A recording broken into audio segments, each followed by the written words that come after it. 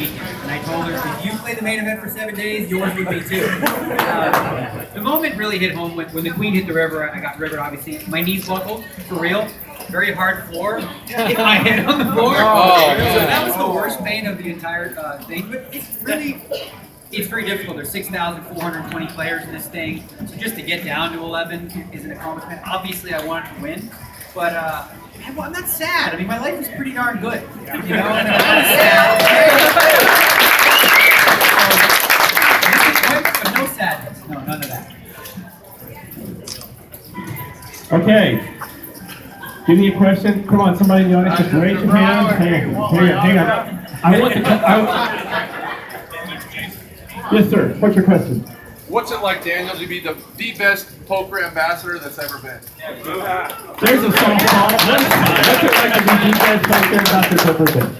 That didn't really feel like a question. So thank you. You're welcome. Well, I've been around this game for a long time now, right? And I've seen it change. I've seen it evolve. Obviously, online poker was a big part of that, right? Spreading it all over the globe. And I think the coolest part about it is getting to travel all over Europe, meeting different people, different ways of playing the game. Like I'm really excited to play with you guys and see if you guys play better than you did 15 years ago. When I came here, it was easy pickings.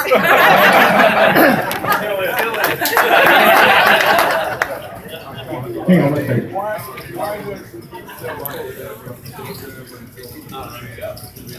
Why are you not selling books at this event?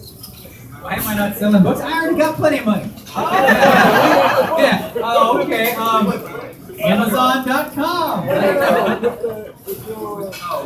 We got cards signed later.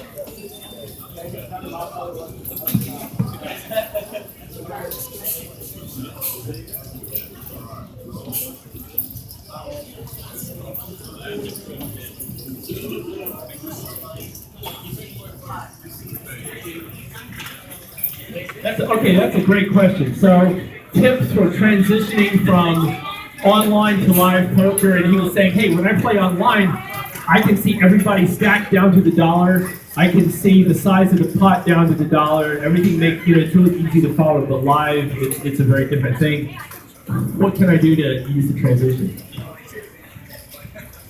Yeah, well, I mean, a lot of it comes down to experience, you know? I mean, of course, when you first start playing live, you can't tell what stack sizes are, like what raises are. It comes down to just playing a lot. Don't be afraid to ask questions. Also, like, if you're feeling unsure about, like, stack sizes, it's totally fine to ask in some settings, as we'll talk about. But, like, for the most part, it's okay just to ask questions. And it's a matter of experience. When you play more and more, you'll get there. Online's a great place to practice. If you can play good online poker, you'll have the fundamentals to win a lot for sure. Okay, good, perfect.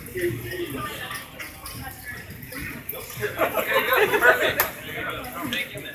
Answered in one. We'll get to you, Brian, I promise. We have a repeat offender here. This guy came out to see us at Palomar yesterday. This is more a Daniel question. You were like pretty much famous. That's right. I remember watching you when you were actually still known as Kid Poker with a internal program called Poker at the Plaza. It was a grainy production, you Chad Brown, playing flat.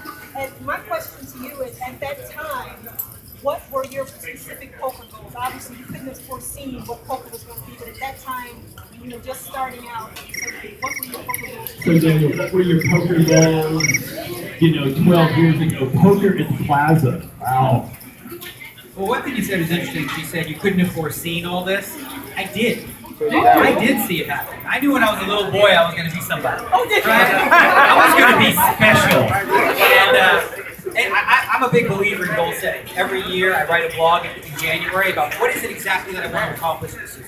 Sometimes I succeed at, I usually make about 10. Sometimes I succeed at 8, 6, sometimes 4. But even getting 1 is pretty lofty because I set high goals. Right? I'm a believer in not realistic goals. That's a bad word, realistic. That's silly.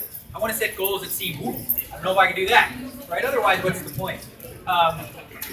As far as goals I set back then, first and foremost, in my early 20s, my goal was to use poker as a vehicle to live the dream life that I want while I'm in my 30s. So grind really hard, do what he's doing on Twitch every day. Like, back then I was actually playing poker. Working really hard, sharpening my skills, so that when I'm in my 30s, I'm financially set. So that's no longer an issue. And I can just do whatever